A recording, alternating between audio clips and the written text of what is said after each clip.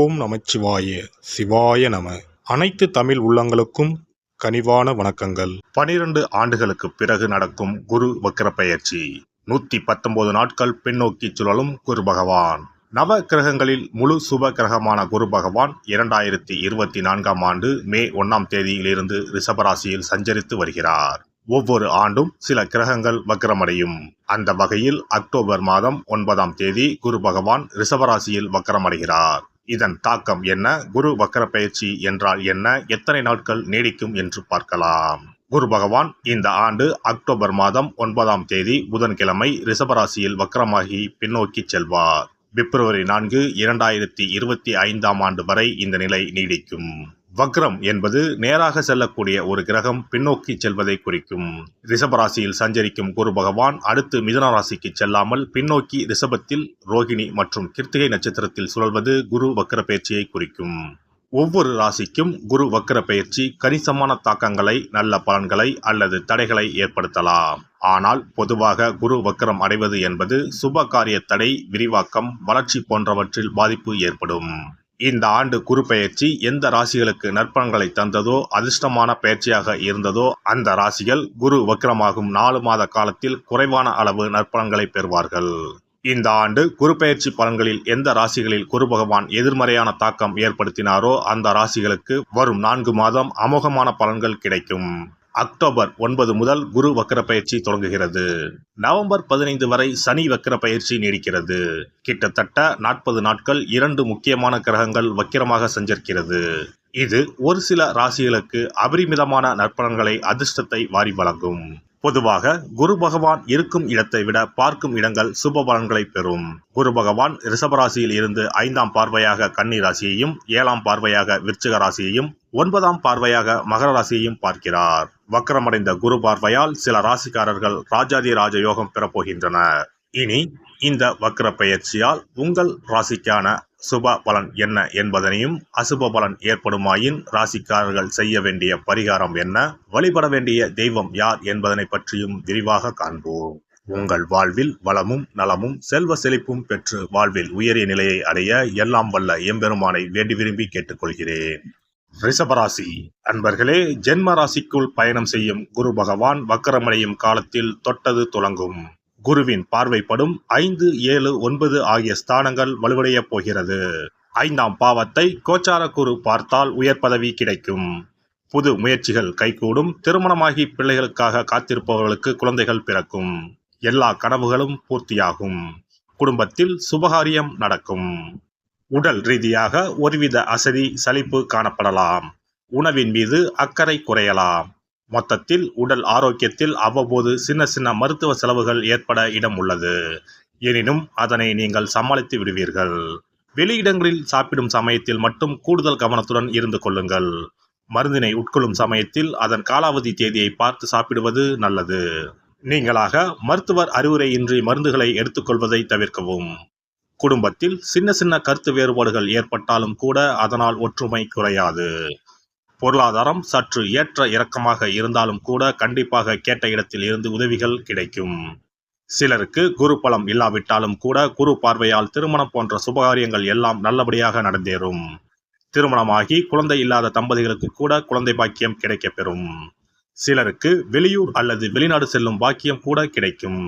கணவன் மனைவி இடையே மட்டும் அதிகம் விட்டு கொடுத்து செல்ல வேண்டியிருக்கும். முடிந்த வரையில் குடும்ப விஷயங்களை அந்நிய நபர்களிடம் பகிர்வதை தவிர்க்கவும். சிலருக்கு பூர்வீக சொத்துக்கள் சம்பந்தமாக இருந்து வந்த பிரச்சனைகள் ஒரு முடிவுக்கு வரும். அதுபோல சிலருக்கு தந்தையுடன் இருந்து வந்த கருத்து வேற்றுமைகள் கூட குறையும். சிலருக்கு பிள்ளைகள் வழியில் மகிழ்ச்சியான செய்திகள் வந்து சேரும். உத்தியோகத்தில் மேல் அதிகாரி உங்களை புரிந்து கொள்வார்கள். எனினும் அவ்வப்போது உங்களுக்கு புதிய பொறுப்புகள் தரப்படும். இதனால் வேலைப்பளு சற்று அதிகரிக்கக்கூடும். எனினும் உங்களது உழைப்பு வீண் போகாது. நிறைய விஷயங்களை இந்த காலகட்டத்தில் நீங்கள் கற்றுக்கொள்வீர்கள். அவை உங்கள் எதிர்காலத்திற்கு மிகவும் உதவிகரமாக இருக்கும். மற்றபடி உத்தியோகத்தில் சக ஊழியர்களுடன் இருந்து வந்த பணிப்போர் விலகும். தொழில் அல்லது வியாபாரத்தில் பழைய கடன்கள் சிலருக்கு அடைபடும். புதிய ஒப்பந்தங்கள் கூட கையெழுத்தாகும். எனினும் தொழில் போட்டிகள் தவிர்க்க முடியாததுதான். அரசுக்கு செலுத்த வேண்டிய பாக்கிகளை மட்டும் சரியாக பார்த்து கட்டிவிடுவது நல்லது. தொழில் லாபங்களை கூட்ட புதிய பல யுக்திகளை யோசித்து மேற்கொள்ள வேண்டிய காலகட்டம் இதுவாகும். சிலர் புதிதாக கூட்டுத் தொழிலை தேர்வு செய்ய நேரலாம். எனினும் வியாபாரத்தில் எதிர்பார்த்ததை விட ஓரளவு லாபத்தை பெற்று விடுவீர்கள். எனினும் அனைத்து தரப்பினரும் ஓய்வின்றி உழைக்க நேரும். ஆனாலும் உங்கள் உழைப்பு வீண் போகாது. அது எதிர்காலத்தில் நல்ல விதத்தில் பலன் தரும். கொடுக்கல் வாங்கல் ஓரளவு லாபம் தந்தாலும் கூட பணம் எண்ணி கொடுக்கும் சமயத்தில் கூடுதல் கவனத்துடன் இருந்து கொள்ளுங்கள். குறிப்பாக வெறு நம்பிக்கையின் அடிப்படையில் யாருக்கும் கடன் கொடுக்காதீர்கள். அரசியல்வாதிகள் பேச்சில் நிதானத்தை கடைபிடித்தால் நல்ல உயரத்திற்கு போகலாம். சிலருக்கு தலைமையுடன் இருந்து வந்த கருத்து வேற்றுமைகள் தீரும். புதிய பொறுப்புகள் சிலருக்கு தரப்படலாம். விவசாயிகள் தெய்வ அருளால் எதிர்பார்த்த மகசூலை இறுதியில் பெற்றுவிடுவீர்கள். குருவின் அருள் பல விதங்களில் உங்களுக்கு திருவருள் புரியும். இதனால் இந்த காலகட்டத்தில் எதிர்பாராத உதவிகள் உங்களுக்கு கிடைக்கப்பெறும். இதனால் உங்களது தேவைகளை நல்ல விதத்தில் பூர்த்தி செய்து கொள்வீர்கள். கலைஞர்களுக்கு புதிய ஒப்பந்தங்கள் கையெழுத்தாகும். எனினும் கேட்ட பணம் தரப்படவில்லையே என்ற ஆதங்கமும் சிலருக்கு இருக்கும். சிலர் வெளிநாடு சென்று கூட கலை நிகழ்ச்சிகளை நடத்தும் வாய்ப்புகள் கிடைக்கும். எனினும் புதிய வாய்ப்புகளும் சிலருக்கு வந்து சேரும். வாய்ப்புகளை பயன்படுத்தி முடிந்த வரையில் வெற்றி காண பாருங்கள். அதிலும் வளரும் கலைஞர்களுக்கு இது ஒரு நல்ல காலகட்டமாகும். பெண்களை பொறுத்தவரையில் குரு பார்வையால் பல நன்மைகள் ஏற்படும். வேலை அல்லது உத்தியோகத்தில் நல்ல மாற்றங்கள் உண்டாகும். புதிய ஆடம்பர பொருட்களை வாங்கி மகிழ்வீர்கள். செலவுகள் அதிகம் இருக்கும் தான். எனினும் சனி பகவானின் சஞ்சாரம் உங்களுக்கு ஏற்ற நேரத்தில் பணவரவை இந்த காலகட்டத்தில் பெற்றுத்தரும். அதனால் கவலைப்பட தேவையில்லை. சிலர் பிள்ளைகளால் பெருமை அடைவீர்கள். சிலருக்கு அரசு உதவிகள் கூட கிடைக்கப்பெறும். சீட்டு கட்டுதல், தனியார் இடத்தில் அதிக வட்டிக்கு முதலீடு செய்தல் போன்றவற்றை மட்டும் தவிர்க்கவும். பணத்தை பத்திரமான இடங்களில் முதலீடு செய்வது நல்லது. மாணவ மாணவியர் சிலர் குடும்பத்தை விட்டு பிரிந்து வெளிநாடு செல்ல நேரலாம். மாணவர்களுக்கு படிப்பில் ஆர்வம் இனிவரும் காலங்களில் அதிகரிக்க வாய்ப்புண்டு. படிப்பை பாதியில் கைவிட்டவர்கள் கூட இந்த காலகட்டத்தில் படிப்பை தொடரலாம். மொத்தத்தில் இந்த காலகட்டத்தில் கூட்டி கழித்து பார்த்தால் இறுதியில் பெரும்பாலும் நல்ல பலன்கள் தான் உங்களுக்கு ஏற்பட்டு இருக்கும். வியாழக்கிழமை தோறும் குரு தட்சிணாமூர்த்தியை மஞ்சள் வஸ்திரம் சாற்றி வணங்க வேண்டும். நல்லதே நடைபெறும். சிறப்பு தொகுப்பு. இனி வரவே வராது என நினைத்த பணம் திரும்பி வருவதற்கு இதை மட்டும் செய்தால் போதும்.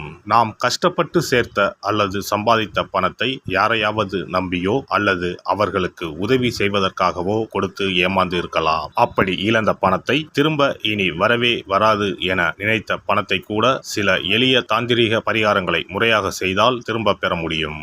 இழந்த சொத்து, இழந்த பணம் மற்றும் நகை ஆகியவற்றை திரும்ப வீடு தேடி வர வைப்பதற்கான எளிய பரிகார முறைகள் பற்றி இங்கே தெரிந்து கொள்வோம். இந்த 2 முறைகளில் எந்த முறை நமக்கு எளிமையானதோ அதை செய்து பயன்பெறலாம். வாங்கிய பணத்தை திருப்பி கொடுக்க முடியாமல் கடன் தொல்லையால் அவதிப்படுபவரை போல் பணத்தை கொடுத்துவிட்டு அதை திரும்பி வாங்க முடியாமல் தவிப்பவர்கள் அதிகம் இருக்கத்தான் செய்கிறார்கள். யாராவது அவசரம் என பண உதவி கேட்கும்போது நட்பின் அடிப்படையிலோ அல்லது இருக்கப்பட்ட சிலர் பணம் கொடுத்திருப்பார்கள். ஆனால் பணம் வாங்கிய நபரோ அந்த பணத்தை திருப்பி தராமல் இழுத்தடிக்கலாம். பணம் தர வேண்டிய நபருக்கு சூழ்நிலை காரணமாக பணம் வராமல் உங்களுக்கு திருப்பி தர முடியாமல் இருக்கலாம். அல்லது அந்த நபர் பணத்தை திருப்பி தரும் எண்ணமே இல்லாமல் இருக்கலாம். நீங்களும் பல முறை பணத்தை கேட்டு சலித்துவிட்டு இனி அந்த பணம் நமக்கு வரவே வராது என நினைத்து பணத்தை திருப்பி வாங்குவதற்கான முயற்சியை கூட கைவிட்டிருக்கலாம். இப்படி கொடுத்த பணம் திரும்பி வரவே வராது என நினைத்த பணத்தை உங்களிடம் பணம் வாங்கிய நபரே மனம் மாறி அவராக வந்து உங்களிடம் திருப்பி தருவதற்கு சில எளிய முறைகளை வீட்டிலேயே செய்தால் போதும். பரிகாரம் 1. கற்பூரம் ஒன்றை ஏற்றி அது எரியும் சுடரின் மீது இரும்பு கலந்த ஏதாவது ஒரு தட்டினை காட்ட வேண்டும். இப்படி காட்டும் போது அந்த தட்டில் கரி படலம் ஒன்று உருவாகும். இந்த கரியை உங்களின் வலதுபுற நடுவிரலில் எடுத்து ஒரு தெளிவான வெள்ளை காகிதத்தில் உங்களுக்கு பணம் கொடுக்க வேண்டிய நபரின் பெயரை எழுதி கொள்ளுங்கள். பிறகு அந்த பேப்பரை சிறியதாக மடித்து உள்ளங்கையில் வைத்துக் கொண்டு உங்களுக்கு பணம் கொடுக்க வேண்டிய அந்த நபரின் முகத்தை மனதில் நினைத்து கொண்டு அவர் உங்களுக்கு பணம் கொடுத்து விட்டதாகவும் உங்களுக்கு வரவேண்டிய பணம் அனைத்தும் வந்துவிட்டதாகவும் நினைத்து கொள்ளுங்கள். அந்த நபரின் பெயர் எழுதிய காகிதத்தை வீட்டின் பூஜை அறையில் வைத்து விடுங்கள். பிறகு அதை ஆற்றில் போட்டு விடலாம். பரிகாரம் 2. ஒரு சிறிய கிண்ணத்தில் மஞ்சளை தண்ணீர் கரைத்து எடுத்துக்கொள்ளுங்கள். ஒரு குச்சியால் அந்த மஞ்சளை தொட்டு வெள்ளை காகிதத்தில் பணம் தர வேண்டிய நபரின் பெயரை எழுதி கொள்ளுங்கள். ஓம் ஸ்ரீ கார்த்த வீர்யாஜுனாய நமக என்ற மந்திரத்தை 27 முறை சொல்லி பணம் கொடுக்க வேண்டிய நபர் உங்களுக்கு தர வேண்டிய பணம் அனைத்தையும் கொடுத்து விட்டதாக நினைத்து வேண்டிக் கொண்டு அந்த காகிதத்தை சுற்றி வெள்ளை நூலால் கட்டிவிட வேண்டும். பிறகு அந்த காகிதத்தை ஆற்றிலோ கடலிலோ போட்டுவிட வேண்டும். இந்த 2 முறைகளில் யாருக்கு எது வசதியோ அந்த முறையில் பரிகாரத்தை செய்யலாம். ஏதாவது ஒரு முறையை பின்பற்றினால் போதும். 2 முறைகளிலும் செய்ய வேண்டியது கிடையாது. இந்த பரிகாரத்தை தெற்கு நோக்கி அமர்ந்து செய்ய வேண்டும். இந்த பரிகாரத்தை நம்பிக்கையுடன் தொடர்ந்து செய்து வந்தால் கண்டிப்பாக வராது என நினைத்த பணம் விரைவில் உங்களின் வீடு தேடி வரும். எல்லாம் வல்ல இறையருளால் நீங்களும் உங்கள் அன்பு குடும்பமும் உடல் நலம், நீலாயுள், நிறை செல்வம், உயர் புகழ், மெய்ஞானம் ஓங்கி வாழ்க வளமுடன். இந்த வீடியோ பதிவு உங்களுக்கு பிடித்திருந்தால் லைக் பண்ணுங்க, கமெண்ட் பண்ணுங்க, ஷேர் பண்ணுங்க. மறக்காம சப்ஸ்கிரைப் பண்ணுங்க. பக்கத்துல இருக்கிற பெல் பட்டனை கிளிக் பண்ணுங்க. நன்றி, வணக்கம். ஓம் நமச்சிவாய. சிவாய நம.